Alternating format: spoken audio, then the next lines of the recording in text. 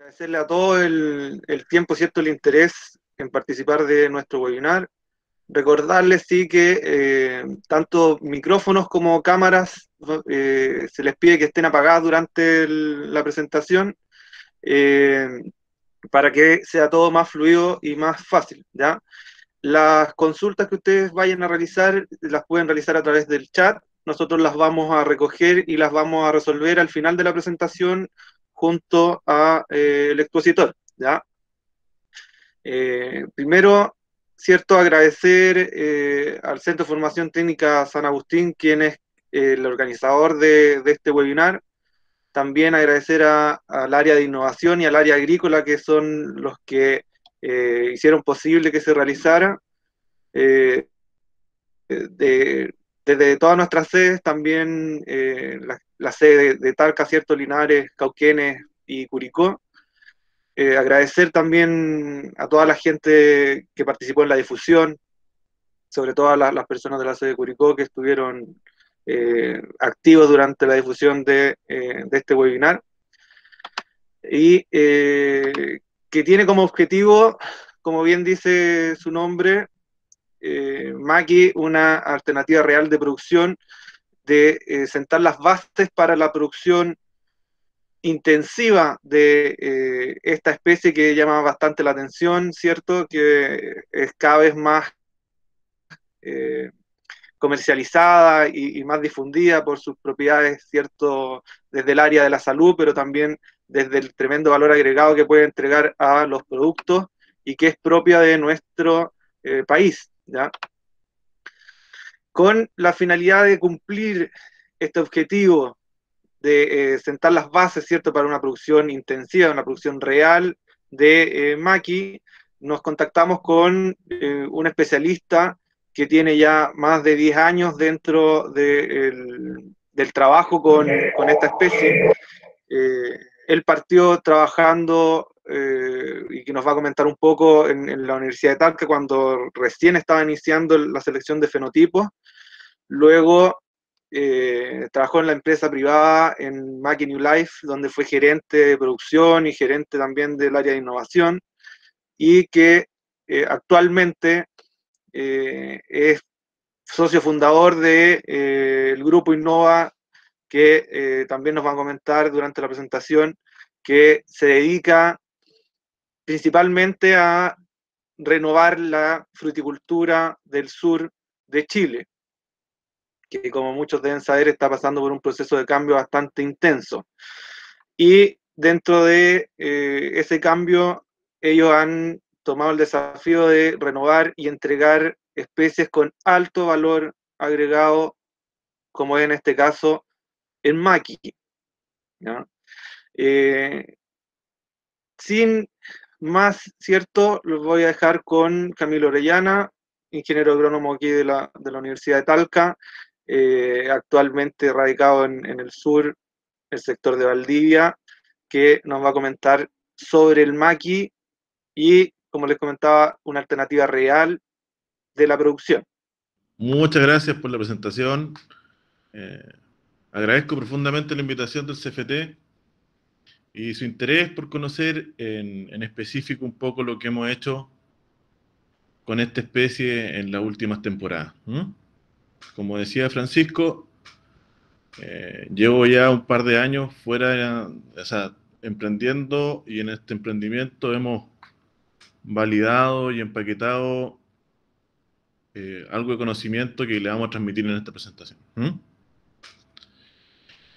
La presentación va a tener 5 secciones. La primera va a ser una descripción general de la especie, posteriormente una revisión bibliográfica de artículos interesantes desde el punto de vista de la salud, el contexto nacional en el cual nos encontramos. Vamos a hablar sin duda de la recolección silvestre, y por último vamos a hablar de todo el desarrollo agrícola que hoy día rodea esta especie, y siguiendo con el título, porque podemos definir que esto o sea, ya está materializado el desarrollo agrícola y solo tenemos que seguir avanzando en cómo producir más de manera más eficiente. El maqui, ustedes lo conocen y todos estamos muy relacionados con el maqui desde recuerdos de infancia, cuando comíamos quizás para fin de año, en las vacaciones de verano, y nos acordamos del maqui principalmente por su sabor, ¿cierto? Por su tinción, porque nos dejaba la boca sucia o la ropa sucia. Y es porque principalmente tiene un alto contenido de, de antocianina, y estas antocianinas son las que dan ese poder. El maqui en general, hoy día lo podemos encontrar desde el Valle del Elqui hasta la región de Aysén. Es una planta que se comporta más bien como árbol cuando le dejamos un solo fuste, y un árbol que por otra parte tiene dos bondades, que es perenne y que a su vez es muy rústico y lo podemos encontrar desde, no sé, 2000 metros sobre el nivel del mar hasta quizás al lado de la costa en Iloca o en Duao, donde ustedes lo puedan pensar. Habitualmente el maqui lo vamos a encontrar en laderas, principalmente en laderas de cuestas, nunca lo vamos a encontrar en los valles. Acá en la zona sur los valles habitualmente se inundan y quedan como unos lagos medio acharcados que le llamamos ñadis. En esos sectores no lo encontramos, habitualmente lo encontramos en este tipo de zonas, laderas de lagos, cuencas de ríos, algunos matorrales.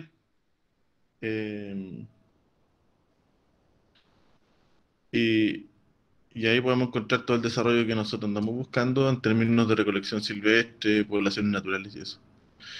Entrando ya en materia al asunto relacionado con el artículos científicos vinculados a la salud de valor, yo creo que el artículo que no sé si será el más relevante, pero sí da un puntapié inicial a todo lo que pasó a inicios del 2000 con el maqui, donde este autor, a través de una metodología, establece que el maqui tiene 4, 5, hasta 8 veces más capacidad antioxidante que otros berries.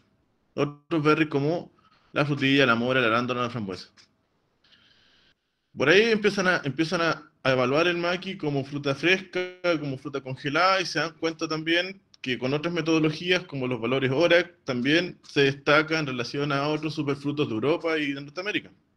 Aquí en esta tabla podemos ver la comparación en valores ORAC con el sauco, con la aronia, con el azaí y así, y en todo destaca el maqui. ¿Y por qué destaca el maqui? Destaca principalmente porque posee unas moléculas que son las delfinidina, las que le dan esta condición preferente para atrapar radicales libres y tener la capacidad antioxidante que recién les señalaba. Aquí hay algunos trabajos que están en prensa que hablan que fueron pacientes tratados con concentrados de maqui, que hay un concentrado que se llama delfinol, en donde el consumo de maqui sostenido en el tiempo, según este artículo, genera una disminución del colesterol total. Lo mismo pasa en pacientes obesos y fumadores, tratados con concentraciones altas de maqui, genera disminuciones de la enzima L-deoxidasa. Sin embargo, cuando el consumo es detenido, es decir, no es constante, este mismo indicador vuelve a elevar. Acá hay otro artículo que también es bien famoso, que establece que el consumo de maqui previo a las comidas para diabéticos tipo 1, tipo 2, mejora o normaliza mucho mejor el pic de azúcar en la sangre. Esta es la gráfica claramente. Se aplican 75 gramos de arroz en la partida, 30 minutos después se consume el concentrado, y podemos ver que la persona que no consume este concentrado de maqui tiene un aumento mucho más alto de azúcar en la sangre que el que no. También, para todo el desarrollo comercial que se ha hecho en Asia en relación al maqui, los asiáticos habitualmente tienen un síndrome que se llama el síndrome del ojo seco, que principalmente se trata de que el ojo empieza a secretar menos lágrimas, y eso se debe principalmente por tiempo extendido en las pantallas, etc. Y se dieron cuenta que el consumo de maqui mejoraba también la cantidad de lágrimas por minuto, milímetros por minuto, y aquí está la gráfica y aquí está el artículo, si les interesan revisar más adelante. Entonces, nosotros hoy día nos encontramos ¿cierto? Con un fruto que no es endémico de Chile, pero es nativo, que lo compartimos con algo de Argentina.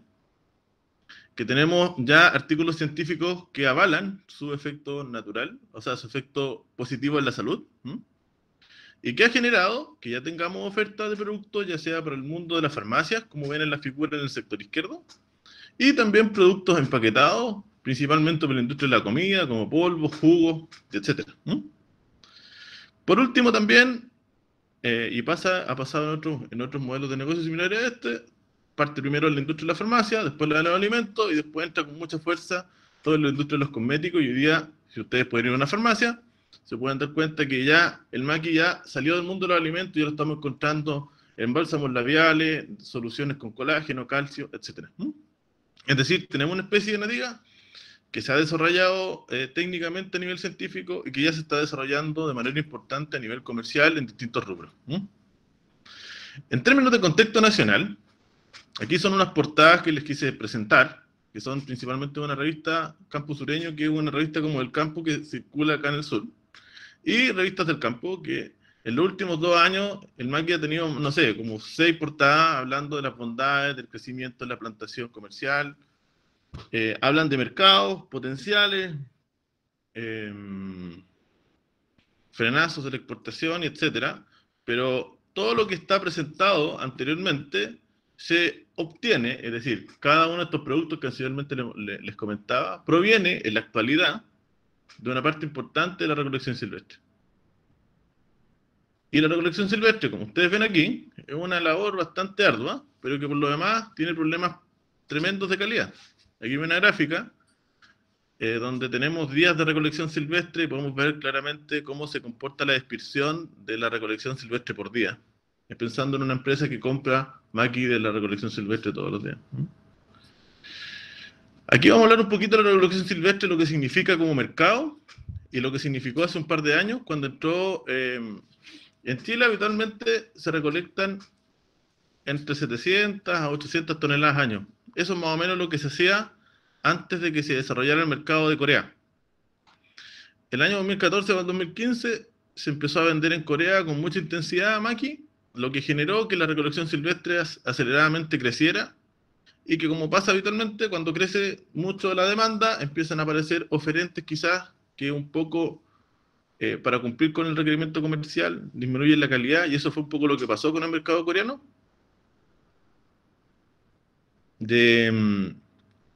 Se duplicó o casi se duplicamos un poco la oferta y hubo problemas serios de calidad.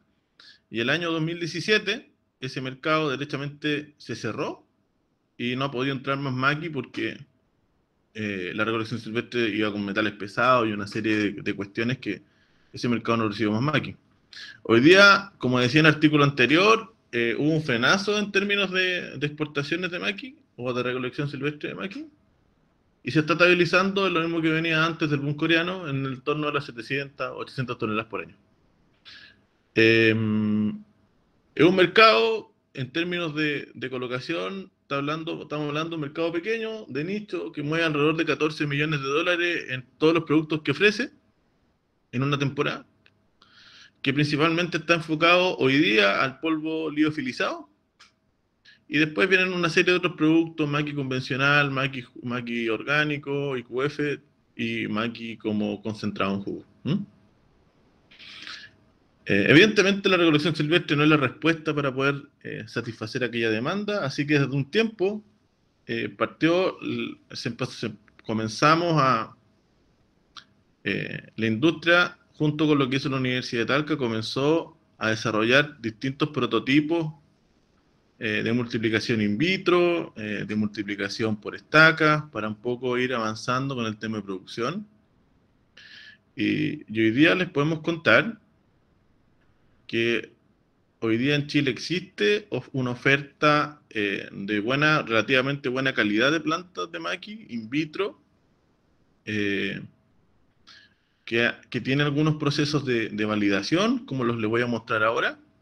Esto es un proceso de validación que nosotros comenzamos el año 2012 en la zona de Purranque, Río Negro, al sur de Osorno, donde probamos un sinfín de ecotipos desde la región del Maule hasta la región de Aysén, y de ahí se recolectaron alrededor de 100 individuos destacados, y esos 100 individuos destacados se validaron y se evaluaron comercialmente para posteriormente entrar al proceso de multiplicación y desarrollo comercial final. Estos son ensayos ya directamente en sistemas de cultivo intensivo, donde nos dimos cuenta de que el maqui lo podíamos manejar como un seto, un poco homologando lo que hacen los españoles con los olivos y los almendros. Este es un seto no de una dimensión, sino que un seto un poco más en forma de copa, y que de esta manera podíamos manejar mucho mejor el vigor y aumentar la precocidad, y con ello el payback del proyecto. O sea, el maqui habitualmente está produciendo, si lo dejáramos silvestre, va a entrar en producción al cuarto o quinto año. Con este modelo quizás podríamos tener algo de producción al tercer año. Se han hecho, por nuestra parte, distintos ensayos para determinar cuál es la densidad de plantación óptima. Esta es una imagen de un ensayo que hicimos de 2 hectáreas años atrás, en un sistema de 2,7 por 0,7 metros entre hilera, con alrededor de 3.700 plantas por hectárea, y que evidentemente es uno de los proyectos más densos que hemos manejado, pero creemos que por ahí no va la cosa. Ahí tenemos otras experiencias, por ejemplo, este otro proyecto que estamos desarrollando en la zona de San José de la Mariquina, que es un proyecto orgánico de un cliente que está en una densidad de plantación de 2 metros entre hilera por 3 metros sobre la hilera. 2 metros sobre la hilera y 3 metros entre la hilera. Acá tenemos otro manejo. Este es un huerto que está plantado el año 2019, un manejo convencional, que lo regamos con un pivote que riega como 25 hectáreas más o menos, en una distancia de plantación de 3,8 entre hilera y 0,8 sobre la hilera. Sin embargo, aquí tenemos otra plantación que hicimos también en San José de la Mariquina, que lo regamos por un sistema de cobertura total. Aquí también tenemos, esto yo creo que se acerca un poco más a lo que debería ser un proyecto de maqui sustentable, totalmente orgánico. Este es un proyecto que tenemos en la zona de Vilcún, que es totalmente monoeje y que está plantado en un marco de plantación de 1 metro sobre la hilera por 3 metros entre la hilera, y que yo creo que por ahí es como vamos a tener que manejar esta especie en los próximos proyectos. Quizás jugando un poco más sobre la hilera en función de la fertilidad del suelo y de otras condiciones, ¿no? Como se ven en esta imagen, y me quiero detener acá, lo que nosotros buscamos, y lo voy a mostrar más adelante con huertos ya en régimen, es que estas plantas podamos ir en el tiempo como en un sistema KGB de cerezos, diluyendo el vigor. Es decir, la planta habitualmente crece con mucha velocidad en los primeros meses de la primavera, entre octubre y diciembre, y ahí es donde tenemos que hacer todos los esfuerzos para poder llevar estos huertos a sistemas de producción intensiva, donde podamos obtener algún tipo de retorno, como les señalaba anteriormente, desde el tercer año en adelante. Junto, para poder manejar estos proyectos, lo que nosotros hacemos hoy día y hemos desarrollado, que utilizando maquinaria agrícola de proyectos vitivinícolas, por así decirlo, hemos generado todo un sistema de chapoda o despunte que nos ayudan a mejorar significativamente el manejo de estos huertos. Cuando partimos con este desarrollo y tratar de llevar el dosel de manera controlada, uno de los temas más relevantes fue el manejo del vigor. Y lo logramos hacer con un sistema que se llama sistema de despunte sucesivo, que quizás eso podría ser por otra charla porque es bien largo, pero lo que hacemos es determinar cómo se va comportando la curva de crecimiento de brote, y cuando la curva de crecimiento de brote se dispara, entramos con la chapoadora por 2 caras, por la cara superior del huerto dosel y por las caras laterales. Vuelve a crecer, volvemos a chapoar, y así sucesivamente vamos generando un sistema de chapodas sucesivas, que lo que va generando es pequeños laterales que se van induciendo durante la primavera y quizás un parte del otoño. Hoy día así debería verse un huerto. Este es un huerto que el año pasado cosechamos alrededor de 1000 a 2000 kilos por hectárea.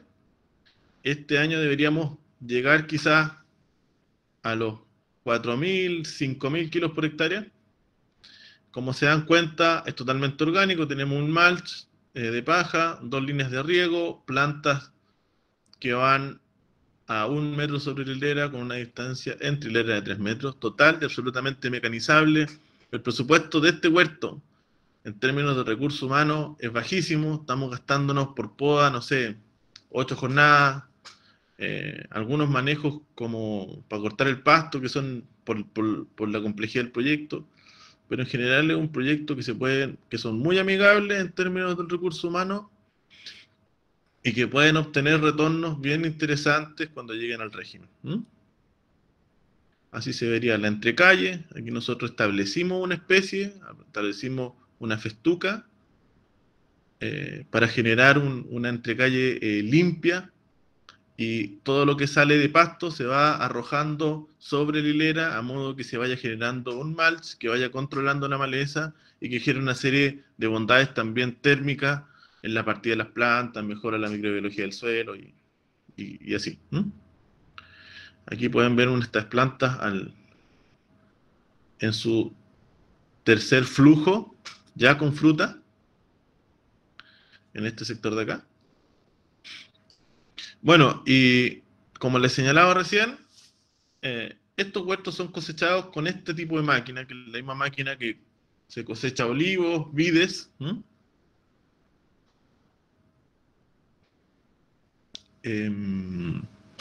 Y tiene se genera ahí toda una oportunidad, porque nosotros los proyectos más al norte que tenemos los estamos cosechando a fines de diciembre, inicios de enero. Los más tardíos los estamos cosechando a a fines de enero, la primera quincena de febrero. Entonces estas máquinas habitualmente están desocupadas en ese momento y las podemos utilizar para este tipo de cosecha. El rendimiento es muy similar a lo que sucede en los olivos. Estamos hablando de casi 3 hectáreas por jornada máquina de 8 horas. Y quizás si uno pusiera otra jornada más, podría sacar entre 5, quizás hasta 6 jornadas con dos, o sea, 5 o 6 hectáreas por doble jornada. Aquí hay un pequeño video de cómo las plantas son intervenidas. Lo pongo en cámara lenta para que lo vean. Y al agitar el dosel, sacando toda la fruta, la parte poco significativa, y queda entre el 8% de fruta en la planta, pero limpio, totalmente transportable.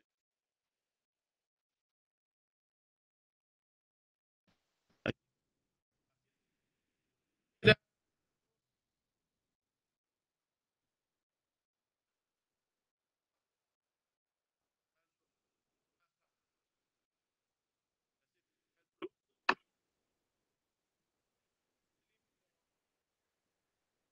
que pasarlo igual por Camilo, selección para posteriormente limpiarlo y todo, pero anda por ahí. En términos de resultados, eh, lo que nosotros nos hemos dado cuenta, más allá de la genética, que es muy relevante para este tipo de proyectos, lo que nosotros nos hemos dado cuenta que tiene un real impacto sobre la productividad de estos proyectos es el cómo los manejamos.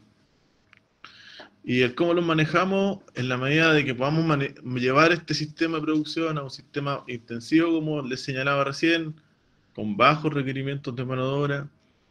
Los rendimientos por planta, como señala esta gráfica, oscilan al cuarto o quinto año entre 4 a 5 kilos, más o menos, con densidades de 3.333 plantas por hectárea. Ustedes podrían hacer sus cálculos.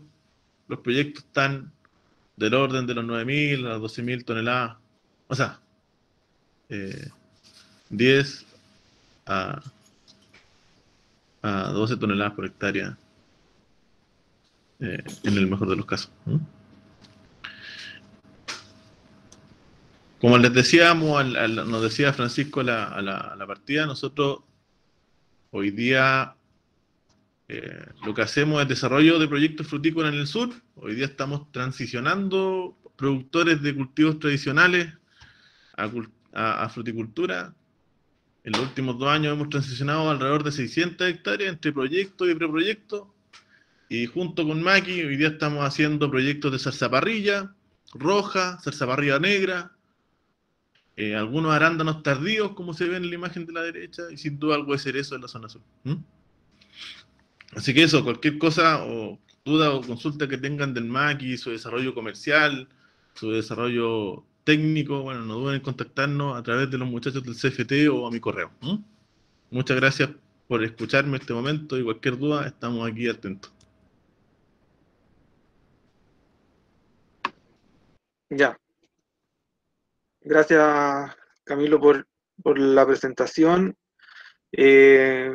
Vamos a dejar los antecedentes, ¿cierto?, del expositor a disposición. Se los vamos a enviar por correo luego para que se lo puedan contactar si es que tienen más dudas. Pero la idea es que ahora puedan plantear las consultas. Ya tenemos algunas que vamos a ir resolviendo, pero las pueden plantear a través del chat, ¿ya? Aquí hay Mauricio Vázquez hace varias consultas que vamos a ir resolviendo por partes, ¿cierto? La primera es, ¿cuál sería el hábito de fructificación en el maqui? Si es que nos puede resolver esa duda. Sí, lo vamos a ver ¿ven la presentación, cierto? Sí. Ya.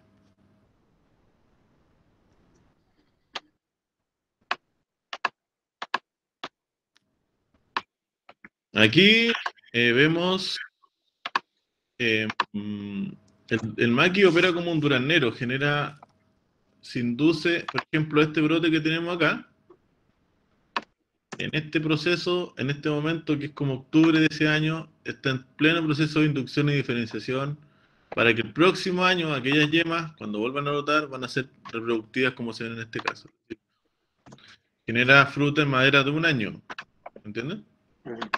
Ya. La otra consulta que tenía Mauricio, ¿es necesario polinizantes dentro del cultivo? Así es. En los proyectos que nosotros estamos desarrollando, en función de cuánta presión exista de machos en el exterior, por ejemplo, si están al lado de un bosque nativo o no, la proporción de machos va del 7 al 11 o 12%, en hileras continuas, es decir, hileras de hembras completas con una hilera de macho acompañante, completa.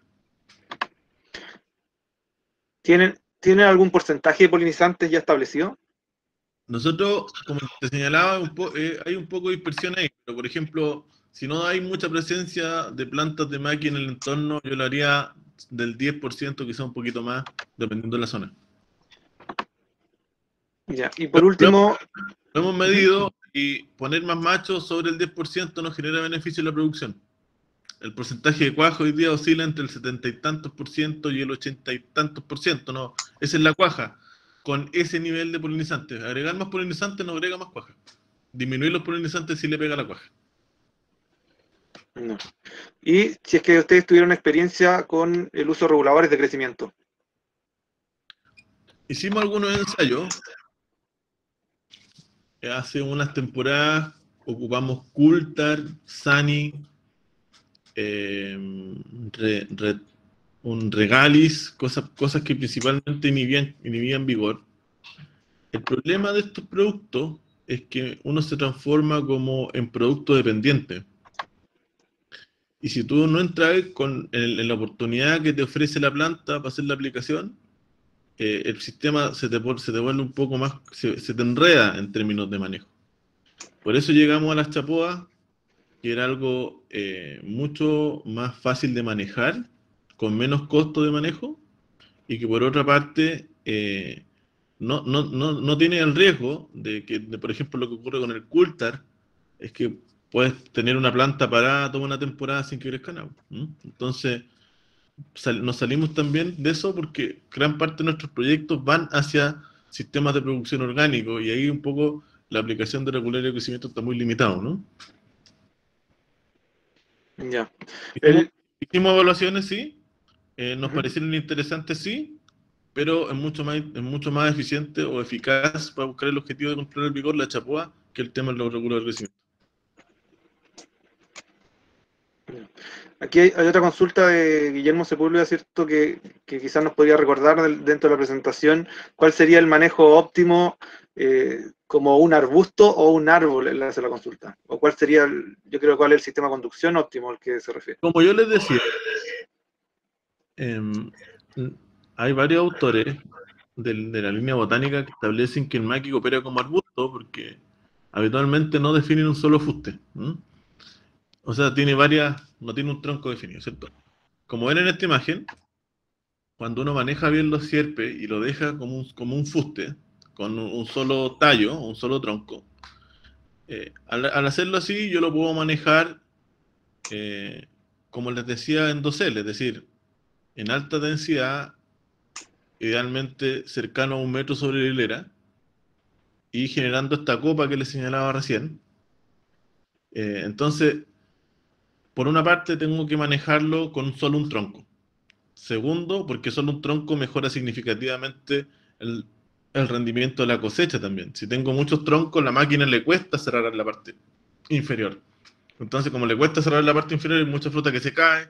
Sin embargo, si dejo un solo tronco, la máquina cierra mucho mejor el sistema de recolección que tiene por abajo.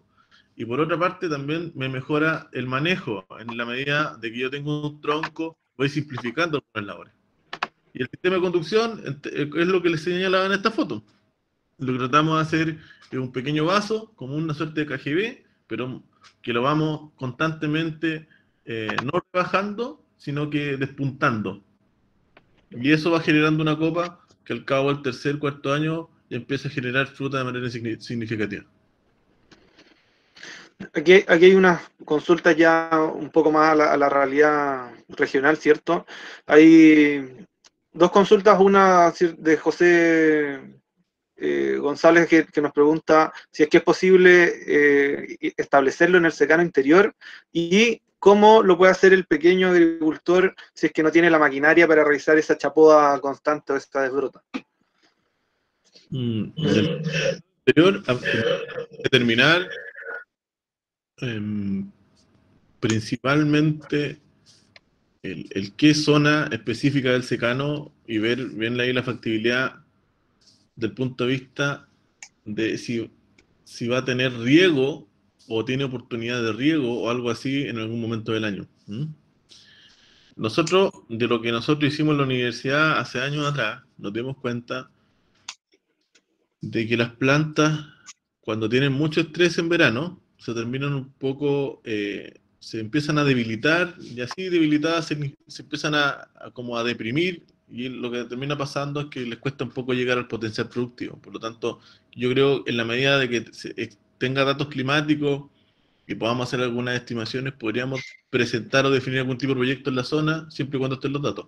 Segundo, el cómo hacer la chapoa. La chapoa, si no tiene la máquina, hoy día hay cortacetos que son como para jardín, que lo ocupamos con algunos productores. Hay gente que lo corta con un machete también, como se cortaba antes como se chapoaban antes las viñas. En fin, o sea, aquí no hay que pensar que la máquina es el top. La máquina, evidentemente, es mucho más regular, pero más allá de que sea regular, el objetivo que propone o se busca es principalmente ir cortando los brotes o los chupones que se van avanzando, que van creciendo muy rápido, para que estos generen laterales y se vaya como disminuyendo el vigor. Sí.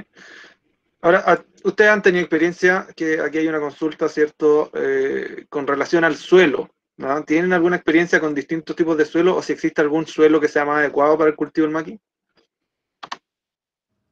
Yo, de todo lo que hemos hecho, en suelos pedregosos, arcillosos, hoy día la industria en general ha avanzado harto en eso y hoy día podemos preparar muy buenos camellones, hoy día hay productos que pueden mejorar muy bien la condición de suelo.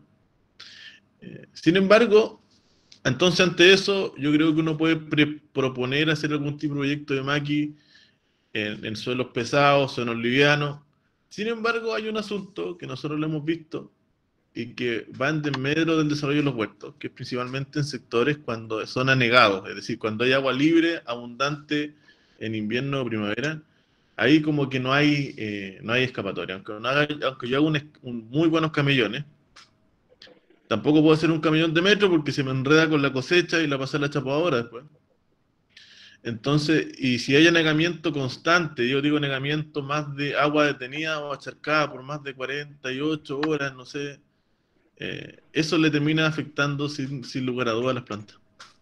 Eso lo tenemos incluso medido. Cuando en primavera agua acumulada es terrible, ¿para qué decirte en verano? Cuando el agua incluso se calienta un poco la temperatura del sol, es terrible. No, ahí yo lo evitaría a toda costa. Ya. ¿Tienen ustedes alguna experiencia aquí? Antonio Lafuente nos consulta por las temperaturas que tolera la especie. Mira, hemos registrado sobre 30 grados y no hemos tenido problemas. Lo que sí, en etapas tempranas de desarrollo, lo que hacemos es aplicar harto bloqueador solar, harto de estos caolinitas o arcillas blancas, para evitar un poco más que la temperatura, el estrés como radiativo, que sí lo hemos visto. Las plantas cuando están expuestas a mucha luz, a mucha luminosidad, la lámina de la hoja empieza a aumentar de temperatura, y ese aumento de temperatura termina generando una serie de procesos que van de mero al desarrollo de las plantas, y lo hemos dado cuenta que teniendo un buen riego y aplicando bloqueadores solares, tú puedes capear esa situación. Hoy día estamos con proyectos en la zona de Chillán y no hemos tenido problemas por aquello, manejándolo de la manera que les señalo. Por último, Camilo, aquí hay dos preguntas que atañen directamente con relación a si existen variedades que se puedan recomendar y dónde pueden adquirir plantas, que creo que hay dos temas que pueden resolverse. Lo que nosotros hoy día, si todos analizamos en términos de mercado a nivel nacional, yo creo que hay tres grandes oferentes de plantas. Tenemos lo que licenció la Universidad de Talca en Agromilloro y Vivero Los Olmos, con las dos variedades que tienen ellos, y que ellos están entregando plantas, como todo proyecto frutícola, con un año de fase más o menos. Y nosotros hoy día estamos haciendo plantas de nuestra genética y que estamos en el mismo modelo. Existen otros viveros entre medio, que ahí yo creo que hay que analizarlos bien, en la medida de que les puedan dar el soporte de qué potencial productivo, qué características fenológicas poseen esas plantas, porque, como les señalaba, hay un grupo, o sea, está la gente de Olmo y Agromillora que tiene eso caracterizado, estamos nosotros, pero sin duda hay alguna fragmentación ahí del mercado que hay gente que está vendiendo por la presión de vender, pero que quizás no saben muy bien lo que están vendiendo. Y ahí a nosotros no tenemos clientes que por ejemplo, le han vendido plantas macho en vez de hembra, y hemos estado 3 años esperando que den fruta y no dan nada de fruta. Entonces es un tema bien sensible, que tienen que ser bien cuidadosos si alguien quiere evaluar si quiere la compra de plantas. Ok, entonces, sé que hay más consultas, pero por temas de tiempo lo vamos a dejar hasta acá. De todas maneras, vamos a seguir trabajando, ¿cierto?, con Camilo, el Centro de Formación Técnica San Agustín, y vamos a realizar otras instancias donde podríamos aclarar dudas más puntuales sobre el manejo, que seguro varios tienen, ¿no? Agradecerles a todos el tiempo, agradecerle a Camilo, ¿cierto?, por el tiempo y su presentación. También invitarlos a el seminario apícola que va a realizar el Centro de Formación Técnica de manera online, un seminario internacional el día 6 de agosto a las 9 de la mañana. Pueden encontrar la información dentro de nuestra página web y van a haber expositores de alto nombre, ¿cierto?, de España, Alemania. Va a estar bastante interesante. ¿ya? Así que, de momento, les agradezco a todos el tiempo y el interés y vamos a seguir en contacto y realizando más actividades. Muchas gracias. Gracias. Presentación.